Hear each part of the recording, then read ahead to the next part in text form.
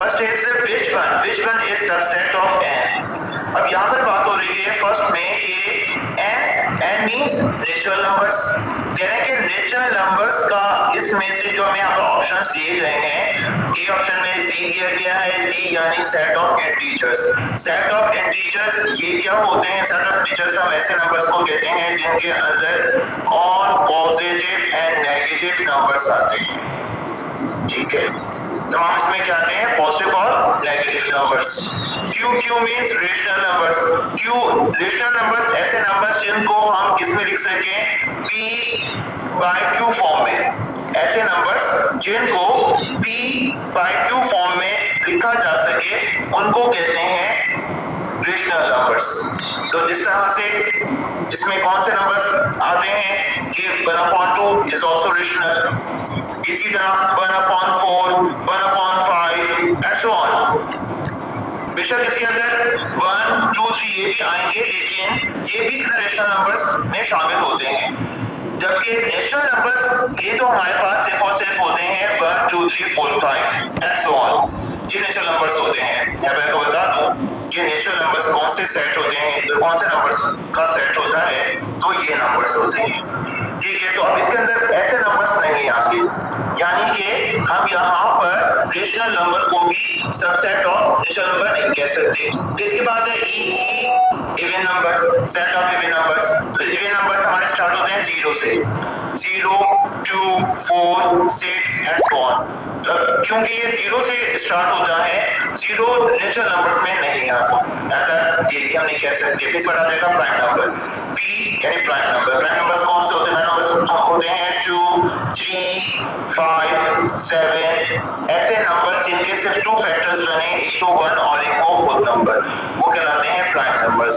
तो हम देख रहे हैं कि ये तमाम नंबर्स वो हैं जो कि नेचुरल नंबर्स में भी आते हैं। तो यहाँ से आप यहाँ पर क्या कहेंगे कि P is subset of natural numbers, क्योंकि प्राइम नंबर्स के तमाम एलिमेंट्स नेचुरल नंबर्स के सेट में मौजूद होते हैं। सबसेट कहते ही ऐसे सेट को हैं जिसके तमाम मेंबर्स ओरिजिनल जो सेट है उसमें मौजूद हो। तो प्राइम नंबर के तमाम मेंबर्स नेचुरल नंबर में आते हैं। जैसा इसका जो राइट ऑप्शन होगा वो क्या होगा? डी ऑप्शन यानी प्राइम नंबर। इस तरह नेक्स्ट को डिस्कस करते हैं। नेक्स्ट है नंबर 2 में कहा जा रहा है कि tabular form of a is equal to x such that x belongs to z means teachers and x square is equal to 25 is dash। यानी हमें यहाँ पर z की बात हो रही है, यानी इंटीजर्स की, जिसने हमने भी फर्स्ट में डिस्कस किया, उसमें पॉजिटिव नेगेटिव दोनों नंबर्स आते हैं। कि जब उनका स्क्वायर लिया जाए तो हमारे पास क्या आए? 25। हमें ऑप्शंस में दिया गया है 1, 5। 1 का स्क्वायर लेंगे तो हमें 25 तो नहीं मिलेगा, हमें तो 25 कहा गया है कि एक्स स्क्वायर किसके इक्वल है? 25 के। लिए हमें इक्वेशन दी गई है, कह रहे हैं कि x square is equal to 25। तो ये इस इक्वेशन को कौन सा फुलफिल कर रहा है? ये बाकी में ध्यान रखना है कि वो क्या होना चाहिए? इंटीजर से बिलोंग करना चाहिए। x की वैल्यू इंटीजर से बिलोंग करे, यानी पॉजिटिव नेगेटिव दोनों को देखना है। अब 1 हम अगर रखते हैं यहाँ पर 25 नहीं आता, लिहाजा ये तो ऑप्शन नहीं हुआ। फिर इसके बाद -5 एंड 5। अब इसको हम देखते हैं तो इसमें जब हम -5 का भी स्क्वायर लेंगे तो क्या आएगा? 25। 5 का भी स्क्वायर लेंगे तो क्या आएगा? 25। ठीक है, अब इस पर आते हैं 1 का, वही वाली बात यहाँ पर कि 1 का स्क्वायर लेंगे तो 5 तो नहीं आएगा, 25 नहीं आएगा। सीधा 35 का भी जब स्क्वायर लेंगे तो 25 के इक्वल नहीं होता, लिहाजा ये भी ऑप्शन नहीं हुआ। यहाँ से हमें -5 दिया गया है, जबकि इंटीजर्स का मतलब है हमें पॉजिटिव नेगेटिव दोनों ही डिस्कस करने हैं, लिहाजा ये तो नहीं हुए options. Right option is B हुआ -5 एंड 5, क्योंकि ये दोनों बिलोंग करते हैं किससे? सेट ऑफ इंटीजर्स से, जिनका स्क्वायर लिया जाए तो हमारे पास क्या आता है? 25। Third, for two sets A and B, if order of A is equal to order of B, then ये मैं order of A order of B को शो करता है। कहने के अंदर A के ऑर्डर और B के ऑर्डर, यानी ऑर्डर का मतलब है कि इसमें नंबर ऑफ एलिमेंट्स जो है वो क्या हो? इक्वल हो। दोनों सेट्स में नंबर ऑफ एलिमेंट्स जो है वो इक्वल हो। जैसे अगर A के एलिमेंट्स जो हैं, फॉर एग्जांपल अगर मैं इसको एक्सप्लेन करने के लिए कहूँ कि अगर ए के मेंबर्स हैं 1 2 और सेट बी के एलिमेंट्स हैं ए एंड बी, जितने इसमें एलिमेंट्स जितने ही इसमें एलिमेंट्स, इसमें भी 2 है इसमें भी 2 है, यानी दोनों के ऑर्डर क्या हो गए, इक्वल हो गए। ऐसे सेट्स के ऑर्डर इक्वल कहलाते हैं। तो अब ऐसे सेट्स जिनके ऑर्डर इक्वल हो, हमें यहाँ पर ये कहा जा रहा है कि उनके जो ऑर्डर हैं वो इक्वल हैं, तो फिर वो सबसेट कहलाएंगे कि ए जो वो बी का सबसेट कहलाएगा, या बी ए के इक्वल कहलाएगा, या ए इज इक्विवेलेंट। ये हमारे बुक में जो है ये साइन मिसिंग है, this is the sign of equivalent. Equivalent set ऐसे सेट को कहते हैं जिनके ऑर्डर्स जो वो इक्वल हो। ऐसे सेट्स जिनके ऑर्डर इक्वल हो उनको कहते हैं इक्विवेलेंट सेट्स। जो भी हम कह सकते हैं कि पीछे हम पढ़ चुके हैं सारी टाइप्स ऑफ फंक्शंस वगैरह की, तो हम डिटेल एक्सरसाइज कर रहे हैं तो ये भी बता सकते हैं, यहाँ पर अंडरस्टैंड कर सकते हैं कि ऐसे सेट्स जिनमें 1 to 1 करस्पॉन्डेंस, ठीक है ना, यूं भी हम बात अंडरस्टैंड कर सकते हैं, और यूं भी हम कह सकते हैं कि जिसमें ऑर्डर्स जो हैं ऐसे सेट्स जिनमें ऑर्डर्स की तादाद क्या हो वो इक्वल हो, वो कहलाते हैं इक्विवेलेंट सेट। और फिर मैं नेक्स्ट डी ऑप्शन में कह रहे हैं कि A is proper subset of B. Proper में क्या होता है, एक एलिमेंट कम होता है, जरूर क्या होगा, एक एलिमेंट दूसरे सेट से कम होगा, एक एटलीस्ट 2 भी कम हो सकते हैं, 3 भी कम हो सकते हैं, एटलीस्ट 1 जरूर कम होना चाहिए प्रॉपर सबसेट में।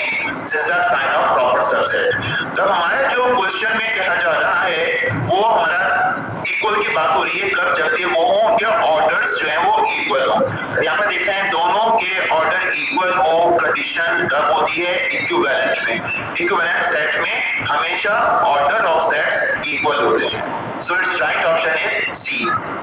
Fourth, x such that x belongs to n यानी natural numbers, and x is less than 1, यानी हमने यहाँ पर ऐसा सेट दिया गया है जिसमें x जो है वो नेचुरल नंबर से बिलोंग करता है, और x की जो एलिमेंट्स जो वैल्यूज होंगी x की वो क्या होंगी, 1 से लेस। 1 से लेस का मतलब क्या कि और नेगेटिव नंबर्स, लेस क्या हो जाएंगे, 1 से लेस तो हमारे में 0, फिर उससे कम क्या, -1 -2 -3, इस तरह से हमारे नेगेटिव नंबर चलेंगे, 0 के बाद हमारे सारे नेगेटिव नंबर्स आ जाएंगे।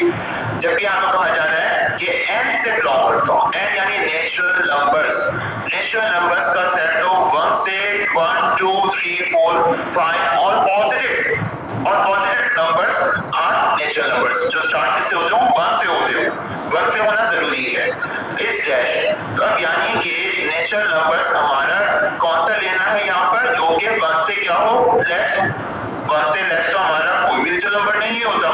तो यहाँ पर ऑप्शंस में हमें क्या कहा गया, सिंगलटन कौन से होते हैं, जिनमें से ऐसा सेट जिसमें से बस एक वैल्यू आए, सिर्फ एक एलिमेंट आए, ऐसे सेट को कहते हैं सिंगलटन। इनफिनाइट सेट यानी इसकी लिमिट ना मालूम हो, दी एंड ना मालूम हो, वो इनफिनाइट होता है। एम्प्टी सेट जो कि जिसमें कोई भी एलिमेंट ना हो, सेट में कोई भी एलिमेंट ना हो, उसे हम कहते हैं empty set.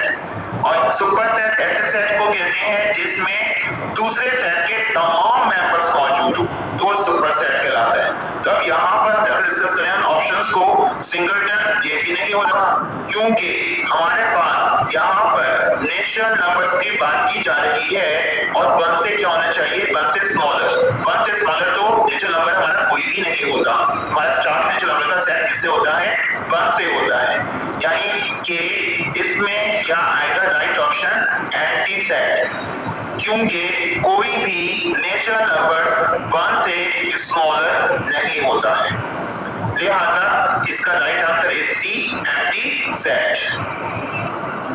Fifth part, if a is equal to 1 2 3 4, a के सेट में बता दिया, and b is equal to 2 4 6, this is the set, then a delta b यानी symmetric difference। तो हमें symmetric difference मालूम करना है, साइन को पढ़ते हैं, delta a delta b is equal to, ये बताना है हमको। इसमें क्या लिखा जाता है, डेल्टा यानी सिमेट्रिक डिफरेंस में हम लिखते हैं दोनों सेट्स के वो एलिमेंट्स जो कॉमन नहीं है, दोनों के लिखे जाएंगे वो एलिमेंट्स जो कॉमन नहीं है। अब यहाँ पर हम देख रहे हैं कि 1 दोनों में नहीं है, सही। 2 दोनों में मौजूद है, ऐसे 2 नहीं लिखा जाएगा। 3 दोनों में नहीं है, 3 को लिखा जाएगा। 4 दोनों में मौजूद है, 4 को नहीं लिखेंगे। यानी इसमें राइट ऑप्शन वो है जिसके अंदर 1, 3 एंड 6 आता हो। तो 1, 3 एंड 6 यानी right option is D part. हमें वो लिखने हैं जो कि दोनों में कॉमन नहीं है, जो दोनों में नहीं आते, कॉमन एलिमेंट्स नहीं है, वो दोनों लिखे जाए, वो तमाम एलिमेंट्स लिखे जाते हैं सिमेट्रिक डिफरेंस यानी ए डेल्टा बी।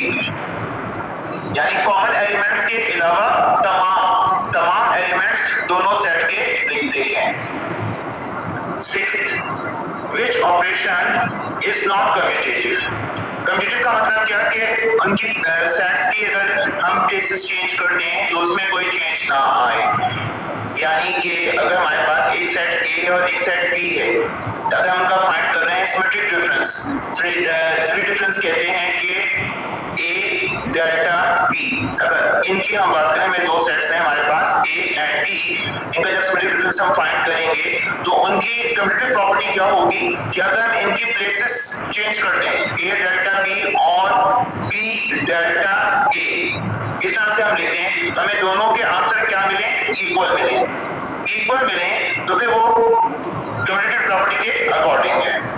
अब यूनियन में क्या कि A union B is equal to B union A, ये भी क्या है, कम्यूटेटिव प्रॉपर्टी ऑफ यूनियन है कि इनकी प्लेसेस चेंज करने से कोई चेंज नहीं आ रहा। डिफरेंस में क्या मतलब है कि ए माइनस बी क्या इक्वल होता है बी माइनस ए के। यदि हम डिफरेंस निकालते हैं 2 सेट्स का तो हमेशा हमने फर्स्ट सेट के लिखने होते हैं। फर्स्ट सेट के सिर्फ लिखते हैं वो एलिमेंट्स जो बी में नहीं हो। तो क्या हमें डिफरेंस में इक्वल मिलेगा? अगर जैसे फॉर एग्जांपल ए के एलिमेंट्स हैं 1 एंड 2 और बी सेट के एलिमेंट्स हमारे पास हैं 2 एंड 3 फॉर एग्जांपल, तो अगर हम इनका डिफरेंस फाइंड करेंगे तो हमने ए सेट के वो एलिमेंट्स लिखने हैं जो बी में नहीं है, तो हमें क्या मिलेगा, सिर्फ और सिर्फ 1 आएगा। लेकिन जब हम b माइनस ए फाइंड करेंगे उसका हमारे पास आंसर आएगा 1। और जब हम फाइंड करेंगे b माइनस ए तो हमने b के वो एलिमेंट्स लिखने हैं जो a में नहीं है। तो 2 सही है, 2 दोनों में कट हो गया, सिर्फ और सिर्फ क्या बचा 3, तो इसका आंसर आएगा 3। तो क्या ये सेट क्या इक्वल हो रहा है? ये हो रहा है नॉट इक्वल। कि यानी डिफरेंस में अगर हम प्लेसेस चेंज करते हैं सेट्स की तो फिर वो डिफरेंट हो जाते हैं सेट्स। तो यानी कि ये डिफरेंस वाला सेट ऐसा सेट है जो कि कम्यूटेटिव नहीं है। इंटरसेक्शन को और डिस्कस कर लेते हैं। इंटरसेक्शन का मतलब क्या है कि जब हम ए इंटरसेक्शन बी फाइंड करें तो वो क्या इक्वल होता है बी इंटरसेक्शन ए के? यस, दोनों का इक्वल होता है इंटरसेक्शन, दोनों में आंसर इक्वल मिलेगा। यानी कम्यूटेटिव पे तो सिमेट्रिक डिफरेंस भी हो रहा है, यूनियन भी हो रहा है, इंटरसेक्शन भी हो रहा है। सिर्फ और सिर्फ डिफरेंस वाला ऐसा है ऑपरेशन जो कि कम्यूटेटिव नहीं होता, लिहाजा इसका राइट ऑप्शन क्या होगा, डिफरेंस। बी ऑप्शन डिफरेंस जो है वो कम्यूटेटिव नहीं होता है और यही आपसे कहा गया है, पूछा गया है। नंबर 7, अब इसमें हमें जो दिया गया है सेट, हमें सेट बिल्डर फॉर्म में दिया गया है। जब हमें इस तरह से सिंबल्स की फॉर्म में दिया जाता है तो उसको कहते हैं सेट बिल्डर फॉर्म। अब क्या कह रहे हैं इसके अंदर कि x such that x belongs to b यानी प्राइम नंबर्स। अब वहां पर ये साइन बनी हुई है, ये साइन क्या कहलाती है, इसको पढ़ते हैं और x belongs to q यानी रेशनल नंबर। अब ये हमें दिया गया है, तो अब बताना है कि इस सेट के जो एलिमेंट्स होंगे वो यहाँ पर इसमें से ऑप्शन में कौन से वाला सेट आएगा। तो अब यहाँ पर हम देख रहे हैं कि जैसे कि हम जानते हैं, इस पर साइन को लेकर आपको ये फिर अंडरस्टैंड करने में प्रॉब्लम ना हो कि ये साइन कहलाती है और। इससे पहले तक हम यहाँ पर जो साइन पढ़ते आए हैं प्रीवियस क्वेश्चंस में वो हमने ये साइन पढ़ी है, ठीक है। ये साइन क्या कहलाती है, इसको हम कहते हैं एंड, ये कहलाती है साइन एंड की। अब हम पढ़ रहे हैं और यानी कि पी के प्राइम नंबर के मेंबर्स या फिर रेशनल नंबर्स के मेंबर्स इस सेट में आएंगे। तो अब यहाँ पर फर्स्ट हमें यहाँ पर दिया गया है पी इंटरसेक्शन क्यू। अच्छा, ये बात और मैं आपको बता दूं कि ये बात याद रखनी है, जब भी हमें इंटरसेक्शन कहा जाए टू सेट्स का, तो उस सूरत में क्या होती है साइन सेट्स के बिटवीन, जैसे यहाँ पर हमारा बिलोंग्स टू दिया गया है, हमेशा क्या होगा, एंड होगा, एंड की साइन होगी। जब एंड की साइन होगी तो फिर टू सेट्स का क्या होगा, इंटरसेक्शन। क्योंकि हमें पता है कि इंटरसेक्शन के अंदर हम कॉमन एलिमेंट्स लिखते हैं, जहां कॉमन एलिमेंट्स के लिए हमें यहाँ पर क्या दी जाएगी, साइन एंड दी जाएगी। अगर हमें कॉमन लिखना है तो एम्प्टी हो जाएगा। या तो मैं एम्प्टी की बात तो नहीं की, या तो कह रहे हैं कि प्राइम नंबर का होगा या फिर रेशनल नंबर का होगा। और यहाँ पर देख रहे हैं सेकंड ऑप्शन दिया गया है पी यूनियन क्यू। यूनियन में यहाँ पर और की साइन दी जाएगी, या फिर हम ये भी कह सकते हैं कि जब ये और की साइन में कौन सा अंडरस्टैंड कर लेना है कि यहाँ पर क्या आएगा, यूनियन की साइन का ऑप्शन आएगा, क्योंकि हमारा अब सेट एम्प्टी नहीं रहेगा यूनियन की सूरत में। या तो हम पी का लिखेंगे या फिर हम क्यू का लिखेंगे, ठीक है। और माइनस में भी ऐसा ही होता है कि वहां से हमने पहले सेट के मेंबर्स लिखने होते हैं, तो अब यहाँ पर माइनस क्यू करेंगे हम, तो हमें यहाँ पर दो सेट्स का की बात आएगी। माइनस भी दोनों सेट हमें चाहिए, सिर्फ एक सेट नहीं चाहिए। और सिमेट्रिक डिफरेंस में भी ऐसी ही बात है कि हमें दोनों सेट्स चाहिए। तो यहाँ पर जब भी और की साइन आएगी तो हमेशा क्या लिखेंगे, यूनियन, पी यूनियन क्यू। जो भी दो सेट हमें यहाँ पर दिए जाएंगे, हमेशा जब भी उनके बिटवीन और की साइन हो तो हम यूनियन का जो ऑप्शन है उसको मार्क करेंगे, ठीक है। 8 में कह रहे हैं कि x such that x belongs to universal set, u capital U बना हुआ है universal set, and x is not belongs to, this is a sign of not belongs to a intersection b। अब हमें बताना है इसमें, अब यहाँ पर हम इसको अंडरस्टैंड करने के लिए क्या करेंगे, हम सपोज कर लेते हैं पहले कि u जो है यूनिवर्सल सेट है, इसके एलिमेंट्स हैं 1 2 3 और a इसके एलिमेंट्स हैं 1 और 2, b के एलिमेंट्स हैं 2 और 3।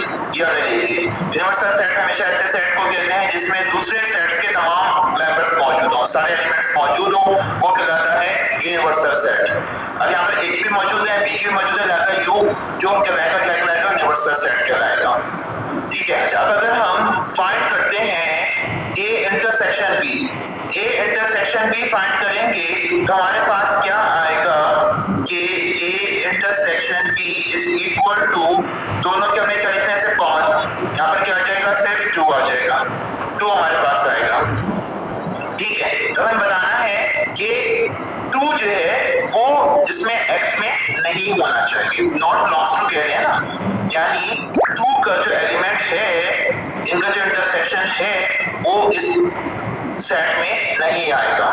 यूनिवर्सल से बिलोंग करता है, लेकिन वो ए और बी का जो इंटरसेक्शन होगा वो उसमें यूनिवर्सल में नहीं आएगा। तो देखें इंटरसेक्शन में तो सिंपल यहाँ पर ये खुद ही कह रहा है नॉट बिलोंग्स टू।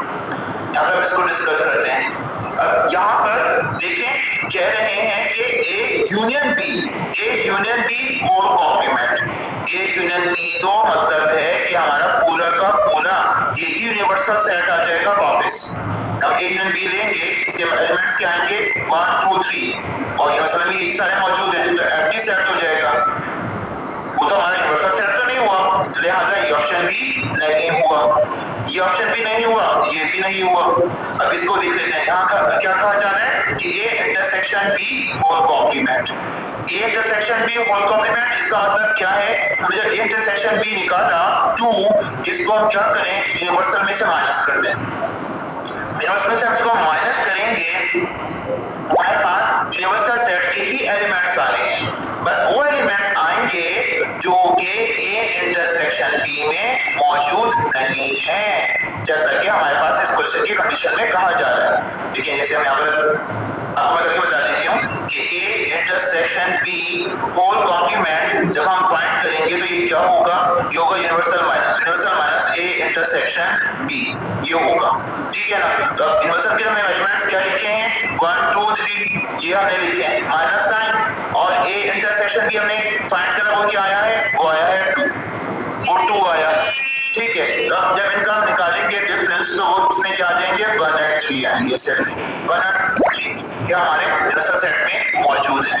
इसमें मौजूद है तो यानी कि ये हमारा ऑप्शन क्या हुआ, ये हुआ राइट, सी ऑप्शन आएगा, क्योंकि ये वो सेट है जिसके अंदर ए इंटरसेक्शन बी के एलिमेंट शामिल नहीं है।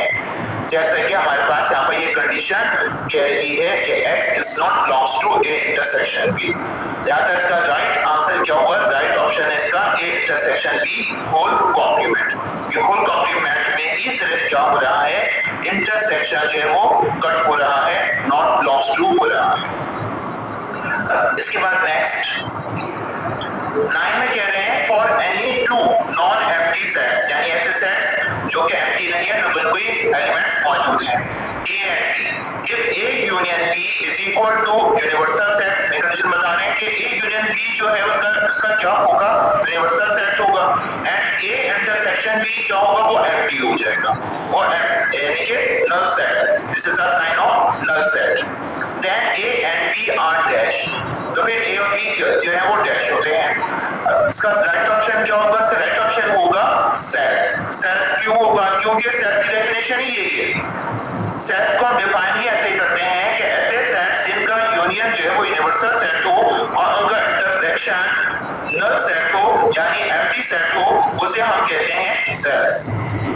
ठीक है। अब ये ऑप्शन क्यों नहीं है ये आपको बता देती हूँ, लेकिन वो सेट्स होते हैं जिनमें एटलीस्ट वन एलिमेंट जरूर कॉमन होना चाहिए, कॉमन होना चाहिए, यानी वो इंटरसेक्शन तो एम्प्टी नहीं हुआ, तो इस वाली जो इसकी ये कंडीशन है वो उसको फुलफिल नहीं कर रहा, इसलिए हम यहाँ पर ओवरलैपिंग सेट को नहीं कहेंगे।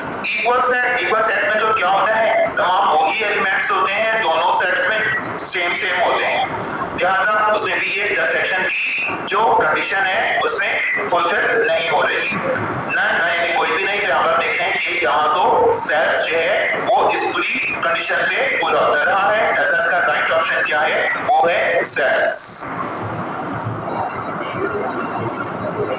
नंबर 10 है कि A complement whole complement again whole complement is equal to dash, यानी हमें यहाँ पर ए का ट्रिपल कॉम्प्लीमेंट फाइंड करना है, बताना है वो किसके इक्वल होगा। तो यहाँ पर इसको अंडरस्टैंड करने के लिए हम पहले सपोज कर लेंगे कि यूनिवर्सल सेट के एलिमेंट्स हैं 1 2 और 3, और हमने कह दिया ए सेट इसके एलिमेंट्स हैं 1 और 2।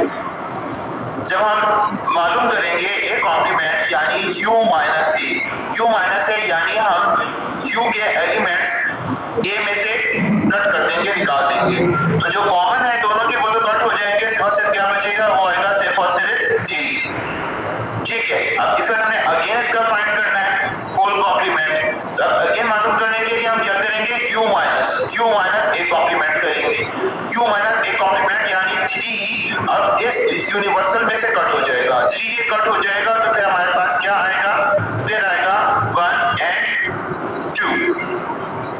1 and 2 आएगा।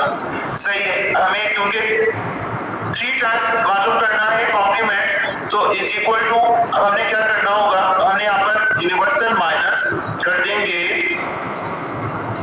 यूनिवर्सल माइनस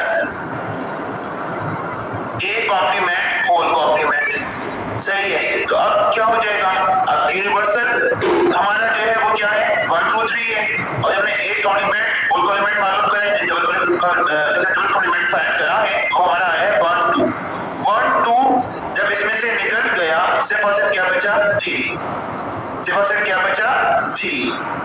ठीक है। अब ये जो हमारे पास 3 आया, तो ये हमने सॉल्व करा था, 3 हमारे पास कब आया है, जब हमने फाइंड करा ए कॉम्प्लीमेंट। जब ए कॉम्प्लीमेंट हमने फाइंड करा था तो हमारे पास ये 3 आया था, यानी कि जब भी हम ए का ट्रिपल कॉम्प्लीमेंट फाइंड करेंगे हमारे पास क्या आएगा, ए कॉम्प्लीमेंट। या फिर इसका राइट ऑप्शन क्या हुआ, डी, ए कॉम्प्लीमेंट। यानी जब भी, इससे हमें पता चलता है कि जब भी हम किसी भी सेट का 3 टाइम्स फाइंड करते हैं कॉम्प्लीमेंट तो वो हमेशा ए कॉम्प्लीमेंट के इक्वल होता है। नंबर 11, अब 11 में क्या कहा जा रहा है, अब 11 कह रहा है कि इफ ए, अब ये जो साइन है इस साइन को हम पढ़ते हैं सुपर सेट, इस सबसेट की साइन नहीं है, मत कंफ्यूज होइएगा। सबसेट के लिए हम जो साइन यूज करते हैं वो ये साइन होती है। अगर ये लिखा हुआ हो तो इसको हम पढ़ते हैं ए इज सबसेट ऑफ बी, लेकिन अब इस तरह से लिखा हुआ हो तो ये पढ़ा जाता है कि A is super set of B, then A union B is equal to dash. अब सुपर सेट कौन सा होता है, सुपर सेट हम डिस्कस कर लेते हैं। सुपर सेट ऐसे सेट को कहते हैं जिसके एलिमेंट्स क्या हो, दूसरे सेट से ज्यादा हो। जैसे ए के फॉर एग्जांपल हमने एलिमेंट्स लिए 1 2 3 और बी सेट के एलिमेंट्स क्या हैं, उसके एलिमेंट्स हैं 1 and 3। ठीक, सुपर में हमेशा एक एलिमेंट जरूर कम होगा, एटलीस्ट एक जरूर कम होगा, 2 भी कम हो सकते हैं, 3 भी कम हो सकते हैं, लेकिन एक जरूर से कम होता है जिसके अंदर सुपर सेट के एलिमेंट हमेशा ज्यादा होते हैं। तो अब यहाँ पर हमसे कहा जा रहा है कि इस सुपर सेट ऑफ बी, ठीक है, तो फिर देन कहा जा रहा है A union B is equal to dash. तो ए यूनियन बी क्या होगा, जब ए और बी का यूनियन निकालेंगे, जब हम इन दोनों सेट्स का यूनियन फाइंड करेंगे तो हमें एग्जैक्टली ए सेट ही वापस मिल जाएगा।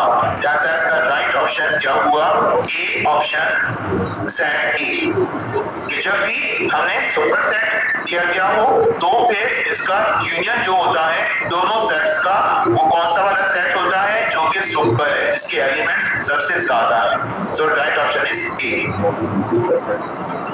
Number 12, in Venn diagram dash is used to represent universal set।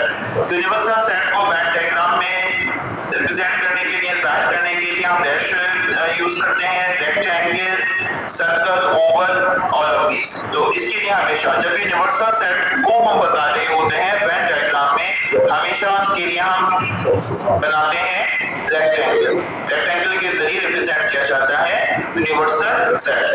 Diagram कहते ही हैं कि जिसमें हम ज्योमेट्रिकल फिगर से सेट को बता सकें, वो कहलाता है वेन डायग्राम। तो वेन डायग्राम को यहाँ पर रेक्टेंगल के जरिए रिप्रेजेंट करा जाता है। नंबर 13 में कहा जा रहा है कि if x and 6 is equal to 2 and y minus 6 then x plus y is equal to dash। हमें यहाँ पर 2 ऑर्डर पेयर्स दे दिए गए हैं, ये शो कर रहे हैं ऑर्डर पेयर को और इनके दरमियान साइन इक्वलिटी की लगी हुई है, यानी फर्स्ट एलिमेंट फर्स्ट के इक्वल है। इसका मतलब क्या है कि x जो है वो इक्वल किसके है, 2 के। हमें यहाँ पर x बता दिया 2 के इक्वल, और इसके लिए क्या कहा, y के लिए कि सेकंड एलिमेंट में लिखा हुआ है y, यानी 6 is equal to y minus 6। यहाँ से हम जब y को निकालेंगे तो क्या आएगा, यहाँ पर -6 को साइड चेंज करेंगे तो ये हो जाएगा 6 + 6 is equal to y। It means y जो है वो तो 12 है, y 12 है और x जो है वो 2 है। तो फिर x + y ये कितना हो जाएगा, ये हो जाएगा 2 + 12 यानी कि क्या 14 आएगा, यानी इसका राइट ऑप्शन क्या हुआ, डी पार्ट 14। तो इस तरह से हम जो है वो ऑर्डर पेयर दिए हुए हों तो हम x और y को फाइंड कर सकते हैं। अब 14 में क्या कह रहे हैं, और 14 में कह रहे हैं कि if order of a multiply b, यानी इनका कार्टेशियन प्रोडक्ट किसके इक्वल है, वो 100 के इक्वल है, and order pair of b, यानी order of b is equal to 5 and then order of a is equal to dash. हमें यहाँ पर a क्रॉस b का ऑर्डर बता दिया है, वो क्या है, 100 है, वो 100 है, और ऑर्डर ऑफ b जो है वो 5 बता दिया गया है। तो बताएं कि फिर ऑर्डर ऑफ a क्या होगा, यानी a में कितने एलिमेंट्स होंगे, हमें नंबर ऑफ एलिमेंट्स की बात हो रही है यहाँ पर, ठीक है। तो इसके लिए हमारे पास क्या होता है फॉर्मूला के order of a cross b equal to order of A, ठीक है, डॉट ऑर्डर ऑफ बी। इससे हम फाइंड इजीली कर सकते हैं, इस तरह से हम इजीली फाइंड कर सकते हैं, ठीक है। ये आपको दिया हुआ है, कितना है 100 है, ये हमने फाइंड करना है, बताना है ये कितना होगा, ये बता दिया गया है कितना है, ये भी 5 है, ये 5 दे दिया गया है। यहाँ पर साइन ये शो कर रही है मल्टीप्लाई के साइन, मतलब यहाँ पर साइड चेंज करेंगे तो ये क्या हो जाएगा, डिवाइड हो जाएगा। जिस साथ हमारे पास ऑर्डर ऑफ ए आ जाएगा कितना, 5 × 5, 5 × 10, 0 यानी 20, यानी ऑर्डर ऑफ ए क्या होगा, वो होगा 20, सी ऑप्शन आएगा। तो इस तरह से हम जो है फाइंड क्या कर सकते हैं कि किसी भी सेट में कितने एलिमेंट्स होंगे, उसका ऑर्डर क्या होगा। Number 15, a function is called surjective. Surjective if range is dash codomain. कि अगर रेंज और कोडोमेन डैश हो तो फिर फंक्शन जो वो क्या कहलाता है, वो कहलाता है सर्जेक्टिव। सर्जेक्टिव यानी ऑनटू की तो कंडीशन क्या होती है कि हमेशा रेंज और कोडोमेन दोनों क्या होने चाहिए, वो होने चाहिए हमेशा इक्वल। कि मैंने बताई थी आपको एक्सरसाइज 17.5 की जो वीडियो है, उसमें सारे फंक्शंस हमने बहुत डिटेल में डिस्कस किए हैं और उसका लिंक डिस्क्रिप्शन में मौजूद है। वहां से अंडरस्टैंड इसको इजीली कर सकते हैं कि अगर कोई भी फंक्शन सर्जेक्टिव हम कह रहे हैं तो उसकी कंडीशन क्या होती है कि रेंज हमेशा कोडोमेन के इक्वल होना चाहिए, तो फिर वो हमारा क्या कहलाता है, फिर वो सर्जेक्टिव फंक्शन। 16 में कह रहे हैं कि function is called into function कब कहलाएगा, जबकि रेंज क्या हो, डैश हो कोडोमेन की। साइन ऑफ ये कहती है साइन सुपरसेट की, सुपरसेट तो नहीं होता बल्कि क्या होता है, यहाँ पर बी ऑप्शन में कह रहे हैं प्रॉपर सबसेट। तो हमेशा जब भी इनटू फंक्शन हम बताएंगे तो उसके लिए रेंज प्रॉपर सबसेट होती है जिसकी कोडोमेन की। कोडोमेन और रेंज में जो होता है रिलेशन वो कौन सा होता है, इनटू प्रॉपर सबसेट होगा, रेंज जो है वो कोडोमेन के प्रॉपर सबसेट होगी, तो उस में फंक्शन क्या कहलाता है, इनटू फंक्शन। उसे इनटू फंक्शन कहते हैं। कब कहते हैं, जब बात रिपीट कर रही हूं कि जब भी रेंज क्या हो, प्रॉपर सबसेट हो कोडोमेन के, तो फिर उस सूरत में फंक्शन इनटू फंक्शन होता है। 17 में है कि which one is a function। अब फंक्शन की हमने कंडीशंस पढ़ी हैं, 2 कंडीशंस होती हैं, ठीक। फर्स्ट कंडीशन तो हमारी क्या कहती है फंक्शन के लिए कि हमेशा ऐसा रिलेशन फंक्शन होगा जिसमें क्या हो कि फर्स्ट एलिमेंट, यहाँ पर मैं प्रोडक्ट दे दिए गए हैं, हमें ऐसा रिलेशन बनाकर दे दिया गया है। रिलेशन के अंदर में देख रहे हैं कि हमारा फर्स्ट एलिमेंट जो है वो किसको शो करता है कि वो मैपिंग किससे कर रहा है, उसके हमेशा से बस एक बनने चाहिए। कोई भी रिलेशन जो है वो फंक्शन किस वक्त होता है, जबकि ए जो एलिमेंट है, फर्स्ट एलिमेंट है, उसकी वो सिर्फ वन टाइम आए, वो हर पेयर में, हर ऑर्डर पेयर में सिर्फ और सिर्फ वन टाइम आए, तो फिर हम उसे क्या कहते हैं कि वो फंक्शन है, ऐसा रिलेशन फिर फंक्शन कहलाता है। अब जैसे इसमें हम देख रहे हैं यहाँ पर 2 लिखा हुआ है, फर्स्ट एलिमेंट आगे 2 लिखा हुआ है, एक्चुअली ये शो करता है किसको, ये शो करता है डोमेन को, ये डोमेन को शो करते हैं, फर्स्ट एलिमेंट डोमेन को शो करते हैं। डोमेन की सिर्फ और सिर्फ वन टाइम मैपिंग हुई भी होनी चाहिए, यानी डोमेन के जो एलिमेंट्स हैं वो सिर्फ वन टाइम ऑर्डर पेयर में आने चाहिए। किसी भी रिलेशन में जो ऑर्डर पेयर दिए हुए होते हैं उसमें सिर्फ वन टाइम डोमेन के एलिमेंट आने चाहिए, ठीक है। अब यहाँ पे जैसे हम देख रहे हैं यहाँ पे लिखा हुआ है 2, अब 2 क्या हुआ, रिपीट हो गया, ये डोमेन के हैं शो कर रहे हैं, डोमेन के शो कर रहे हैं, तो इसके अंदर ये 2 तो रिपीट हो रहा है, 2 रिपीट होने की वजह से फिर ये फंक्शन से क्या हो गया, ये आउट हो गया, यानी ये फंक्शन नहीं है। अब ये फंक्शन नहीं है तो फिर यानी कि हम फिर नेक्स्ट ऑप्शन को चेक करते हैं, ये तो नहीं है, नेक्स्ट ऑप्शन फंक्शन को चेक करेंगे। अब यहाँ पर देख रहे हैं, यहाँ पर 6 लिखा हुआ है, फर्स्ट एलिमेंट को सिर्फ चेक कर रहे हैं। ठीक है, हमें यहाँ पर रिलेशन दिए गए हैं, हमें सेट नहीं दिया गया है, लिहाजा जो उसकी फंक्शन की जो कंडीशंस होती हैं, इसकी जब फर्स्ट कंडीशन को हमें चेक करेंगे जब पता चल जाएगा कि ये हमारा रिलेशन फंक्शन है कि नहीं है। तो हमने यहाँ से किसको चेक करना है, जो इसके फर्स्ट एलिमेंट है, जो कि शो करते हैं, किसको शो करते हैं, डोमेन को। डोमेन को सब देख लीजिए कि वो रिपीट नहीं होना चाहिए इन ऑर्डर पेयर्स में। यहाँ पर लिखा हुआ है 6, यहाँ पर 7, यहाँ पर अगेन 6 आ गया, रिपीट हो गया। ये रिपीट हो गया फर्स्ट एलिमेंट, यानी ये फंक्शन नहीं है। बस इस बात को अपने ध्यान में रखना है कि फर्स्ट एलिमेंट रिपीट नहीं है ऑर्डर पेयर में, तो फिर वो फंक्शन होगा। अगर रिपीट हो रहा है तो फंक्शन नहीं है। अब यहाँ लिखा हुआ है 0, 6 एंड 5। 0, 6, 5 रिपीट नहीं हो रहा, कोई भी रिपीट नहीं हो रहा। 0 है फर्स्ट एलिमेंट 6 है, फर्स्ट एलिमेंट 5 है, रिपीट नहीं है, लिहाजा ये हमारा क्या बन रहा है, फंक्शन बन रहा है। लिहाजा ये राइट ऑप्शन इसका क्या हुआ, सी हुआ। ये रिलेशन जो है एक्चुअली क्या है, फंक्शन है, ये फंक्शन को शो कर रहा है। नाइस। 18 में कह रहे हैं कि विच वन इज ऑलवेज बाइजेक्टिव, कि कौन सा इसमें जो है हमेशा बाइजेक्टिव होता है। फर्स्ट ऑप्शन ऑन टू वाला क्या होता है, ऑन टू वाला तो होता है सर्जेक्टिव, ये बात आप जानते हैं। वन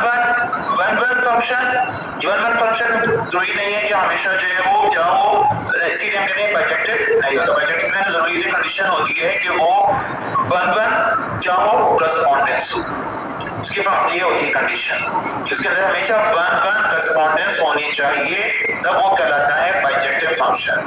इनटू वाला तो इंजेक्टिव होता है, वन वाला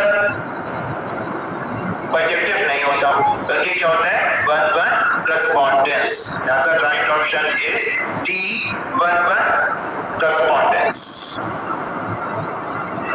यहाँ पर नंबर 90 में है कि if function f such that n is natural number, चलो में तमाम आते हैं positive numbers to real numbers, ठीक है ना, रियल में तो तमाम आते हैं, पॉजिटिव भी आते हैं, नेगेटिव भी आते हैं, सब आते हैं। then which one is not possible, अब कह रहे हैं कि इसमें से कौन सा पॉसिबल नहीं है। फर्स्ट ऑप्शन में कह रहे हैं कि f function f5 is equal to 6। अब यहाँ पर ये जो शो कर रहा है f of 5, ये शो कर रहा है इसको, डोमेन को, ये डोमेन को शो कर रहा है, ठीक है। और जो हमें यहाँ पर क्वेश्चन में दिया गया है कि function such that n to r, यहाँ पर n क्या शो कर रहा है, n शो करता है किसको, ये शो करता है डोमेन को, दिस इज द डोमेन, ये डोमेन है। अभी क्या होना चाहिए, पॉजिटिव। ये सारे जो होते हैं, ये यहाँ पर जो लिखे हैं फंक्शन ऑफ जो लिखे हुए हैं, ये सारे क्या डोमेन को शो कर रहे हैं। डोमेन तो हमारा क्या जरूरी है, नेचुरल नंबर का होना जरूरी है। नेचुरल नंबर हमारे आते हैं सारे पॉजिटिव नंबर्स आते हैं, पॉजिटिव नंबर्स होते हैं, ये पॉजिटिव है, ये पॉजिटिव है, ये हमारे क्या बन रहा है, नेगेटिव। तो हमारे क्वेश्चन में यहाँ पर क्या कह रहे हैं कि then which one is not possible, कि कौन सा जो है वो पॉसिबल नहीं है, ये नेगेटिव वाला जो है ये पॉसिबल नहीं है, जैसा इसका ऑप्शन हुआ, आंसर हुआ इसका f of -2 is equal to 6। Number 20, which one is commutative. अच्छा, ये हमने पीछे 6 ब्लैंक में डिस्कस किया था कम्यूटेटिव को, कि क्या होता है कम्यूटेटिव। हमने कहा था कि जब हम सेट्स की जो है वो प्लेसेस को चेंज करते हैं तो कोई चेंज ना आए, रिजल्ट चेंज ना हो, उसे हम कहते हैं कम्यूटेटिव, ठीक है। जैसे हम कह रहे हैं डिफरेंस को, हमारे पास कोई दो सेट हैं ए एंड बी, अगर हम उनका फाइंड करें डिफरेंस यानी a माइनस बी, तो क्या वो इक्वल होता है b माइनस a के, नहीं, नॉट इक्वल। पीछे हम सीख चुके हैं, इस बात को मैंने डिस्कस करा है, डिफरेंस में जो वो इक्वल नहीं होता। यूनियन में क्या अगर हम कहें कि a union b is equal to b union a, तो हमें रिजल्ट एक ही मिलेगा, सही मिलेगा, यस, इसमें ऐसे ही होगा। यूनियन में दोनों क्या होते हैं, बराबर होते हैं, इक्वल होते हैं, इनके प्लेसेस चेंज करने से हमारे आंसर में कोई चेंज नहीं आता।